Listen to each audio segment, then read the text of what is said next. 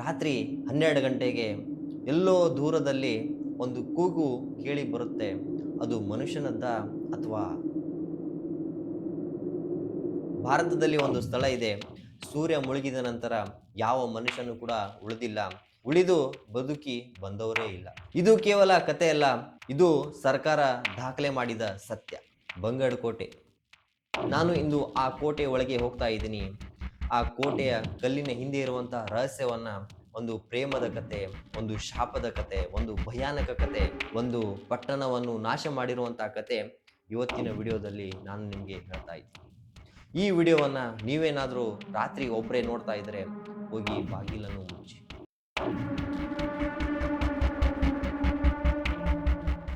ರಾಜಸ್ಥಾನದ ಅಳ್ವಾರ್ ಜಿಲ್ಲೆಯಲ್ಲಿ ಜೈಪುರಿಂದ 83 ಕಿಲೋಮೀಟರ್ ದೂರದಲ್ಲಿ ಅರಾವಳಿ ಬೆಟ್ಟದ ನಡುವೆ ಒಂದು ಕೋಟೆ ನಿಂತಿದೆ.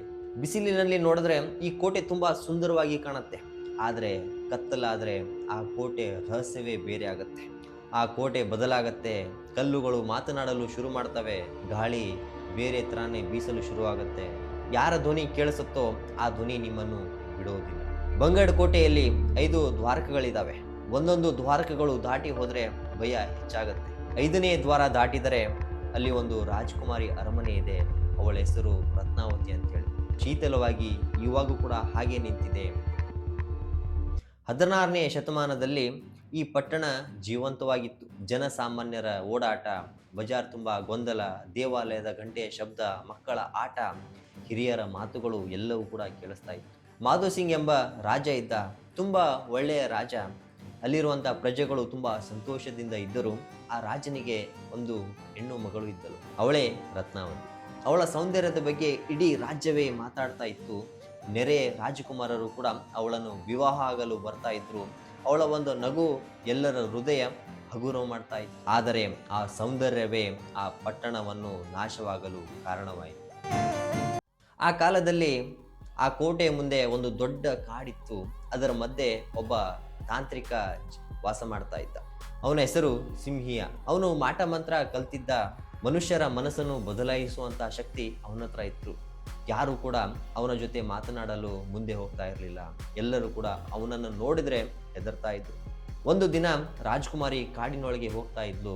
ಈ ತಾಂತ್ರಿಕ ರಾಜಕುಮಾರಿಯನ್ನು ನೋಡಿ ಅವನ ಮನಸ್ಸು ಅಲ್ಲೇ ನಿಂತೋಗುತ್ತೆ.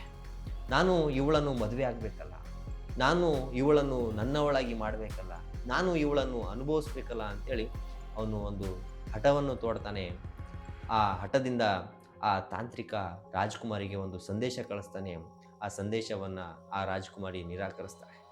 ಮೊದಲನೇ ಸಲ ಕಳಿಸ್ತಾನೆ, ನಿರಾಕರಿಸ್ತಾಳೆ. ಮತ್ತೆ 2ನೇ ಸಲ ಕಳಿಸ್ತಾನೆ, ಮತ್ತೆ ನಿರಾಕಾರ ಮಾಡ್ತಾಳೆ. ಆ ತಾಂತ್ರಿಕನ ಅಹಂಕಾರ ಎದ್ದೇಳುತ್ತೆ, ಕ್ರೋಧ ಉರಿಯುತ್ತೆ.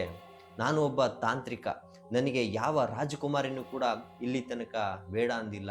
ಇವಳು ನನಗೆ ಬೇಡ ಅಂತಿದ್ದಾಳೆ ಅಂದರೆ ನಾನು ಇವಳನ್ನು ಬಿಡೋದಿಲ್ಲ ಅಂತೇಳಿ ಮಾಟ ಮಂತ್ರ ಪ್ರಾರಂಭಿಸ್ತಾನೆ. ಆ ಅಮಾವಾಸ್ಯೆಯ ಕತ್ತಲಿನಲ್ಲಿ ತಾಂತ್ರಿಕ ಮಾಟ ಮಂತ್ರ ಮಾಡಲು ಶುರು ಮಾಡ್ತಾನೆ. ರಾಜಕುಮಾರಿ ಬಳಸುವಂತಹ ಒಂದು ಸುಗಂಧದ ಬಾಟಲಿ ಅವನ ಸೇವಕ ತಂದು ಇವನ ಹತ್ರ ಕೊಡ್ತಾನೆ. ಆ ಬಾಟಲಿನೊಳಗೆ ಆ ತಾಂತ್ರಿಕ ಮಂತ್ರವನ್ನು ಜಪಿಸ್ತಾನೆ, ಮಂತ್ರವನ್ನು ಹಾಕ್ತಾನೆ. ಆ ಬಾಟಿಲು ಕೋಟೆ ಒಳಗೆ ಹೋಗುತ್ತೆ, ರಾಣಿಯ ಕೋಣೆ ಒಳಗೆ ಹೋಗುತ್ತೆ. ಈ ಎಣ್ಣೆ ಏನಾದರೂ ಹಚ್ಚಿಕೊಂಡ್ರೆ ರಾಜಕುಮಾರಿ ರತ್ನಾವತಿ ಆ ತಾಂತ್ರಿಕನ ಹೆಸರು ಜಪಿಸಲು ಶುರು ಮಾಡ್ತಾಳೆ. ಅವಳ ಮನಸ್ಸಲ್ಲಿ ಕೂಡ ಫುಲ್ ಕಂಪ್ಲೀಟ್ ಆಗಿ ಆ ತಾಂತ್ರಿಕರ ಹೆಸರೇ ಬರ್ತಾ ಇರುತ್ತೆ. ಆದರೆ ರಾಜಕುಮಾರಿ ಸಾಮಾನ್ಯ ಹೆಣ್ಣುಮಗಳಾಗಿರಲಿಲ್ಲ. ಅವಳು ಮಂತ್ರದ ವಿದ್ಯೆಗಳನ್ನು ಕಲ್ತಿದ್ಲು. ಯಾವಾಗ ಆ ಬಾಟಲನ್ನು ಕೈಗೆ ಹಿಡ್ಕೊಂಡಲ್ಲ ಅವಾಗ ಅನಿಸುತ್ತೆ ಇದರೊಳಗೆ ಏನೋ ಒಂದು ಸಮಸ್ಯೆ ಇದೆ ಅಂತೇಳಿ ಆ ಬಾಟಲನ್ನು ಒಂದು ಕಲ್ಲಿಗೆ ಒಕ್ಕಾಡ್ತಾಳೆ. ಆ ಕಲ್ಲಿಗೆ ಹೊಡೆಯುತ್ತಾಳೆ. ಆ ಕಲ್ಲು ಉರುಳಲು ಶುರುವಾಗುತ್ತೆ, ದೊಡ್ಡದಾಗತ್ತೆ. ಅದು ಆ ತಾಂತ್ರಿಕನನ್ನು ಹುಡುಕೊಂಡು ಅವನಿರುವಂಥ ಜಾಗಕ್ಕೆ ಹೋಗುತ್ತೆ. ತಾಂತ್ರಿಕ ಓಡಲು ಶುರು ಮಾಡ್ತಾನೆ. ಆ ಕಲ್ಲು ಅವನಿಗೆ ಬಿಡೋದಿಲ್ಲ. ಆ ಕಲ್ಲಲ್ಲಿ ಸಿಕ್ಕಾಕೊಂಡು ಕೊನೆಯ ಉಸಿರಲ್ಲಿ ಒಂದು ಮಾತನ್ನು ಹೇಳ್ತಾನೆ, ಈ ಕೋಟೆ ನಾಶವಾಗಲಿ, ಇಲ್ಲಿ ಹುಟ್ಟಿದವರು ಯಾರು ಕೂಡ ಶಾಂತವಾಗಿರಬಾರ್ದು, ಅವರು ಸತ್ರೆ ಎಂದಿಗೂ ಕೂಡ ಅವರಿಗೆ ಮುಕ್ತಿ ಸಿಗಬಾರ್ದು, ಈ ಭೂಮಿ ಶಾಪದ ಸೆರೆಯಲ್ಲಿ ಬಿದ್ದಿರಲಿ ಅಂತೇಳಿ ಒಂದು ಶಾಪವನ್ನು ಹಾಕ್ಬಿಟ್ಟು ಸತ್ತೋಗ್ಬಿಡ್ತಾನೆ. ತಾಂತ್ರಿಕ ಸತ್ತು ಮರುದಿನ ಆ ಪಟ್ಟಣದಲ್ಲಿ ಏನೋ ಒಂದು ಬದಲಾವಣೆ ಆಗತ್ತೆ. ರಾತ್ರಿ ಯಾವುದೋ ಒಂದು ದಿಕ್ಕಿನಲ್ಲಿ ಯಾರೋ ಒಂದು ಕೂಗ್ತಾ ಇರುವಂತ ಶಬ್ದ ಕೇಳತ್ತೆ. ಆದ್ರೆ ಅದು ಯಾವ ದಿಕ್ಕಿನಲ್ಲಿ ಅಂತ ಯಾರಿಗೂ ಕೂಡ ಗೊತ್ತಾಗೋದಿಲ್ಲ. ಕೆಲ ದಿನಗಳು ಕಳೆಯತ್ತೆ. ಅವರ ಶತ್ರು ರಾಜರು ಈ ಪಟ್ಟಣದ ಮೇಲೆ ದಾಳಿ ಮಾಡ್ತಾರೆ. ರಾಜಕುಮಾರಿ ಯುದ್ಧಕ್ಕೆ ಇಳಿತಾಳೆ. ಆ ಯುದ್ಧದಲ್ಲಿ ರಾಜಕುಮಾರಿ ಸತ್ತೋಗ್ತಾಳೆ. ಮಾಧವ್ ಸಿಂಗ್ ರಾಜನು ಕೂಡ ಆ ಯುದ್ಧದಲ್ಲಿ ಸಾಯ್ತಾನೆ. ಸೈನಿಕರು ಸಾಯ್ತಾರೆ, ಜನಸಾಮಾನ್ಯರು ಕೂಡ ಸಾಯ್ತಾರೆ. ಬೆಳಗ್ಗೆ ಸೂರ್ಯೋದಯ ಆದಮೇಲೆ ಆ ಪಟ್ಟಣ ಸಂಪೂರ್ಣವಾಗಿ ಶಾಂತವಾಗಿರುತ್ತೆ. ಇಂದಿಗೂ ಕೂಡ ಆ ಮೌನ ಆ ಪಟ್ಟಣ ಮರ್ತಿಲ್ಲ. ಇಂದಿಗೂ ಅಲ್ಲಿಗೆ ಹೋಗಿರುವಂತಹ ಪ್ರವಾಸಿಗರು ಹೇಳ್ತಾರೆ, ಒಬ್ಬ ಹುಡುಗ ಫೋಟೋ ತೆಗಿಬೇಕಂತೇಳಿ ಆ ಕೋಟೆ ಒಳಗೆ ಹೋಗ್ತಾನೆ. ಸಡನ್ ಆಗಿ ಆ ಕ್ಯಾಮ್ರಾ ಆಫ್ ಆಗ್ಬಿಡುತ್ತೆ. ಅವನು ಆನ್ ಮಾಡಿ ನೋಡಿದಾಕ್ರ ಆ ಫೋಟೋ ಒಳಗೆ ಯಾರೋ ಒಬ್ಬ ವ್ಯಕ್ತಿ ಕಾಣಿಸುತ್ತೆ.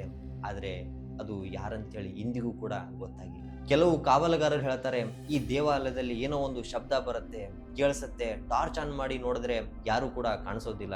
ಆದ್ರೆ ಇಂದಿಗೂ ಆ ಶಬ್ದ ನಿಂತಿಲ್ಲ ಅಂತ. ಒಬ್ಬ ಫೋಟೋಗ್ರಾಫರ್ ಅಲ್ಲಿಯೇ ಉಳಿಬೇಕಂತೇಳಿ ಹೋಗ್ತಾನೆ. ಆದರೆ ಬೆಳಗ್ಗೆ ಆದ ತಕ್ಷಣ ಅವನ ಕಣ್ಣು ತುಂಬ ಭಯದಿಂದ ತುಂಬಿಕೊಂಡಿರುತ್ತೆ. ಆದರೆ ಅವನು ಇಂದಿಗೂ ಕೂಡ ಆ ರಾತ್ರಿ ಏನು ನಡೆದಿತ್ತಂತೇಳಿ ಇಂದಿಗೂ ಕೂಡ ಅವನು ಯಾರ ಮುಂದೆ ಹೇಳಿ. ಸ್ಥಳೀಯರು ಒಂದು ಮಾತನ್ನು ಹೇಳ್ತಾ ಇದ್ರು, ಬಂಗಡ್ ಕೋಟೆಯಲ್ಲಿ ರಾತ್ರಿ ಉಳಿದವರು ಬೆಳಗ್ಗೆ ಕತೆ ಹೇಳಲು ಉಳಿದಿಲ್ಲ ಅಂತ. ಇದನ್ನು ಕೇಳಿ ನೀವು ಹೇಳ್ಬೋದು, ಇದು ಬರೀ ಕತೆ ಮಾತ್ರ ಅಂತ ಹೇಳಿ. ಆದರೆ ಭಾರತ ಸರ್ಕಾರ ಏನು ಮಾಡಿದೆ ಗೊತ್ತಾ? ASI astrological survey of India ಒಂದು ಬೋರ್ಡನ್ನು ಹಾಕಿದೆ. ಸೂರ್ಯ ಮುಳುಗುವ ಮೊದಲು ಮತ್ತು ಸೂರ್ಯ ಉದಯವಾಗುವ ಮೊದಲು ಯಾರು ಕೂಡ ಈ ಕೋಟೆ ಹತ್ರ ಹೋಗಬಾರ್ದು ಅಂತೇಳಿ ಒಂದು ಬೋರ್ಡ್ ಹಾಕಿದೆ. ಭಾರತದಲ್ಲಿ ಈ ಥರ ಎಚ್ಚರಿಕೆ ನೀಡಿರುವಂತಹ ಒಂದೇ ಒಂದು ಸ್ಥಳ ಅಂದರೆ ಈ ಬಂಗಡ್ ಕೋಟೆ. ಸರ್ಕಾರ ಭೂತವನ್ನು ನಂಬತ್ತಾ? ಇಲ್ಲ ಅಲ್ಲ. ಹಾಗಾದರೆ ಆ ಅಧಿಕಾರಿಗಳಿಗೆ ಏನೋ ಒಂದು ಗೊತ್ತಿದೆ, ಅವರು ಯಾರು ಕೂಡ ನಮ್ಮ ಮುಂದೆ ಹೇಳೋದು. ವಿಜ್ಞಾನಿಗಳು ಹೇಳ್ತಾರೆ, ಇದು ಹಳೆಯ ಕೋಟೆ ಅಲ್ವಾ, ಅಲ್ಲಿ ಅನಿಲ ತುಂಬಿರುತ್ತೆ, ಗಾಳಿ ಒತ್ತಡದಿಂದ ಬೇರೆ ಥರ ಶಬ್ದ ಮಾಡುತ್ತೆ, ಅದು ನಿಜ ಇರಬಹುದು. ಆದರೆ ಒಂದು ಪ್ರಶ್ನೆ ಉಳಿಯುತ್ತೆ, ಆ ರಾತ್ರಿ ಉಳಿದಿರುವಂತಹ ಫೋಟೋಗ್ರಾಫರ್ ಯಾಕೆ ಇನ್ನೂ ಮಾತಾಡ್ತಾ ಇಲ್ಲ? ಕಾವಲುಗಾರರು ರಾತ್ರಿ ಏಕೆ ಅಲ್ಲಿ ಉಳಿಯೋದಿಲ್ಲ? ಸರ್ಕಾರ ಯಾಕೆ ಆ ಬೋರ್ಡ್ ಹಾಕಿದ್ದೆ? ಈವರೆಗೂ ಈ ಪ್ರಶ್ನೆಗಳಿಗೆ ಉತ್ತರ ಸಿಕ್ಕೇ ಇಲ್ಲ. ಇದು ಕೇವಲ ಭೂತದ ಕತೆ ಅಲ್ಲ, ಇದು ಒಂದು ಮನುಷ್ಯನ ಕತೆ. ಒಬ್ಬ ಮನುಷ್ಯನ ಅಹಂಕಾರ, ಒಬ್ಬ ಮನುಷ್ಯನ ಕ್ರೋಧ, ಒಬ್ಬ ಮನುಷ್ಯನ ಲೋಭ, ಇದು 1000 ಜನರ ಜೀವ ತೆಗೆದಿದೆ. ಪ್ರೇಮ ಸ್ವಾರ್ಥವಾದಾಕರ ಅದು ಶಾಪವಾಗತ್ತೆ. ಶಕ್ತಿ ತಪ್ಪು ದಾರಿಯಲ್ಲಿ ಹೋದಾಕರ ಅದು ನಾಶವಾಗುತ್ತೆ. ಬಂಗಡ್ ಕೋಟೆ ನಮಗೊಂದು ಪಾಠ ಕಲಿಸುತ್ತೆ. ನಾವು ಬೇರೆಯವರಿಗೆ ನಿಯಂತ್ರಣ ಮಾಡಲು ಹೋದರೆ ಸ್ವಂತ ನಾವೇ ನಾಶವಾಗ್ತೀವಿ ಅಂತ.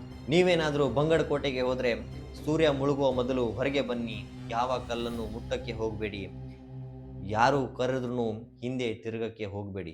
ಯಾಕೆ ಅಂದರೆ ಬಂಗಡ್ ಕೋಟೆಯಲ್ಲಿ ಉಳಿದವರು ಬೆಳಗ್ಗೆ ಎದ್ದು ಯಾರು ಕೂಡ ಕತೆ ಹೇಳಲು ಬಂದಿಲ್ಲ. ಬಂಗಡ್ ಕೋಟೆ ಕೇವಲ ಕೋಟೆ ಅಲ್ಲ, ಇದೊಂದು ಶಾಪದ ಸ್ಮಾರಕ. ನೀವು ನಂಬ್ತೀರಾ ಭೂತಗಳನ್ನು? ಕಮೆಂಟಿನಲ್ಲಿ ಬರೆಯಿರಿ, ನಾನು ಬಂಗಡ್ ಕೋಟೆಗೆ ಹೋಗ್ತೀನಿ ಅಥವಾ ನಾನು ನಂಬೋದಿಲ್ಲ. ವಿಡಿಯೋ ಇಷ್ಟವಾದರೆ ಕಮೆಂಟ್ ಮಾಡಿ, ಲೈಕ್ ಮಾಡಿ, ಶೇರ್ ಮಾಡಿ, ನನ್ನ ಚಾನಲನ್ನು ಸಬ್ಸ್ಕ್ರೈಬ್ ಮಾಡಿ. ಯಾಕೆ ಅಂದರೆ ಬಂಗಡ್ ಕೋಟೆ ನಿಮ್ಮನ್ನು ಕರೀತಾ ಇದೆ.